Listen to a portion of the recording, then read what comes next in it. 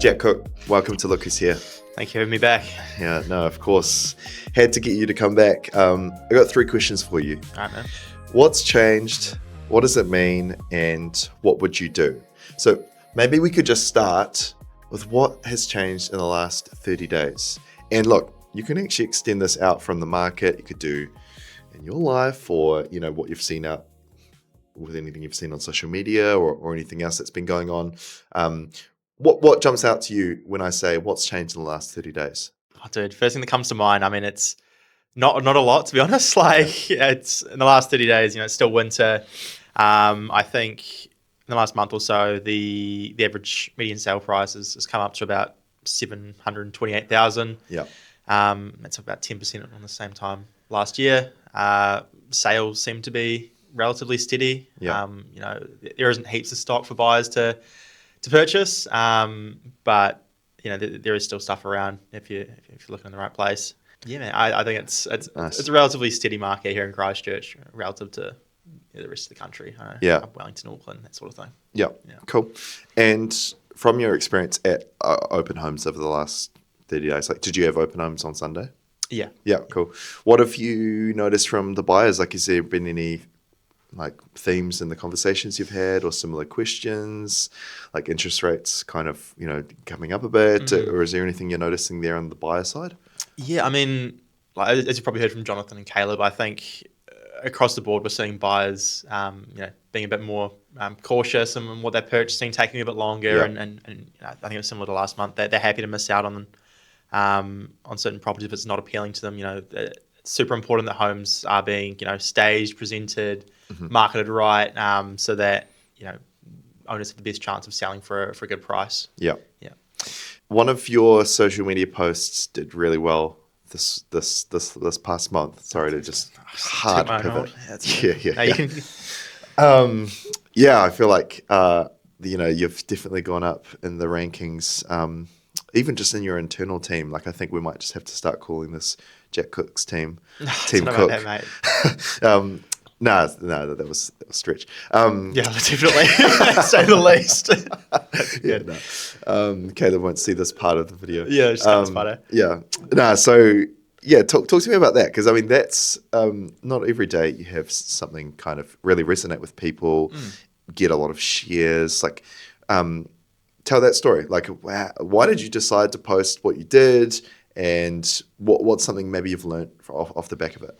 Yeah, for context, the post was pretty specifically targeted at just why Christchurch. Being an agent, it's super important to push your market, and from being a young boy who grew up here and still lives here now, I think it was a random Sunday, had a bit of time, we got mountains nearby. I thought, screw it, I'll just jump in my car, drive 20-30 minutes, just up the Port Hills, and it was about a 10-minute walk up to this beautiful view, and pulled out the phone and just wanted to share it. Yeah, and that was basically it. It took minimal time to edit, and the story was essentially, aren't we so lucky to have these incredible views and this crazy location and scenery just so close to us. Yeah.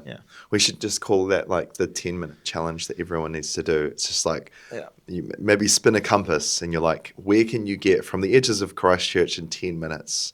Because you're right, I actually haven't even been up there before, but now I'm oh wow, it's crazy that you could drive so short to get to a place where you can have a view like that.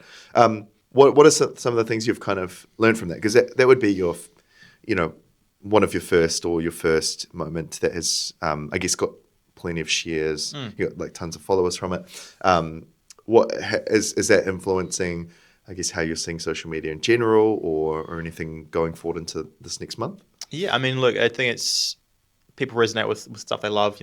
There's a lot of people who love Christchurch, and for the longest time it's been that city that's been being rebuilt, and now we're finally at a place where we are becoming quite a cultural hub for New Zealand. We've got the new stadium, we've got thriving markets, we've got beautiful beaches and mountains, and as well as like I say, a city that's come a long way. So I think it's been quite cool, and a lot of people just resonate with that, and are quite proud of the city that we live in now. Yeah, which has been quite awesome. Yeah, especially for someone, I guess, growing up here to have that same kind of pride in your city is pretty cool, because I think often people either want to get out as soon as they leave school, or they kind of, it's just like same, it's so familiar. But no, that's awesome. I mean, because I'm down in Christchurch a bit more, than I have in my life.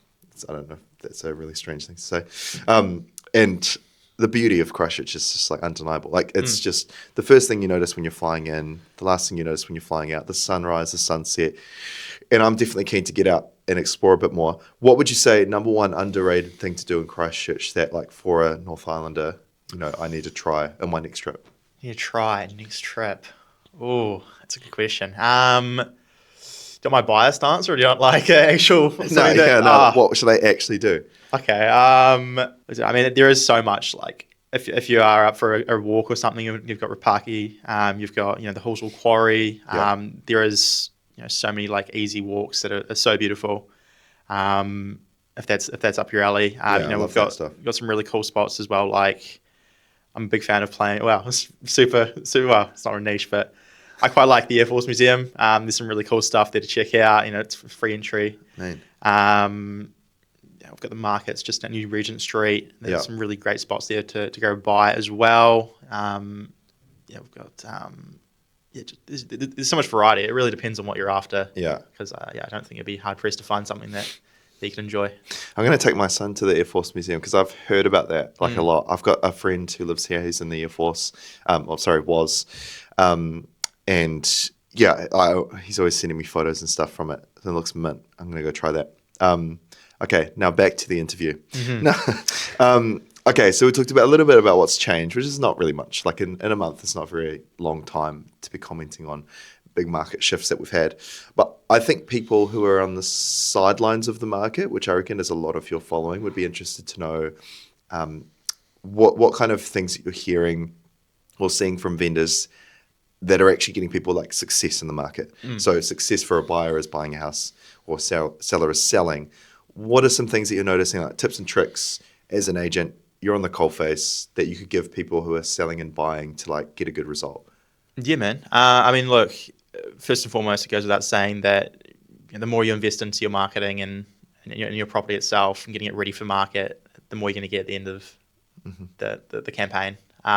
So, the vendors who are listening to their agents and prepared to invest heavily into their marketing, getting good photos taken, getting good social media presence, and also like doing the little touch ups, little paint chips and stuff like that, carpeting if it needs done, just the tidy finishes, maybe even like handles on appliances and that sort of thing. Drawers. I think the little things buyers definitely notice, and those vendors who are willing to go the extra mile definitely get rewarded for it. If there's one thing that's similar about property and basketball, is that handles are underrated. Just came up with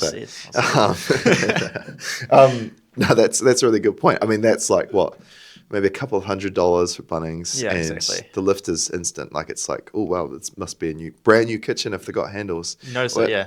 Obviously, if the bench top is like Weet-Bix, then they might notice that you haven't done everything. But it's often those small things, right?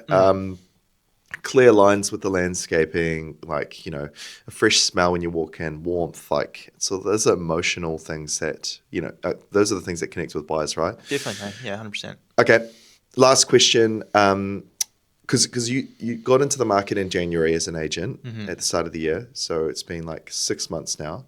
Do you have a highlight moment? I don't think we've covered that in the last month.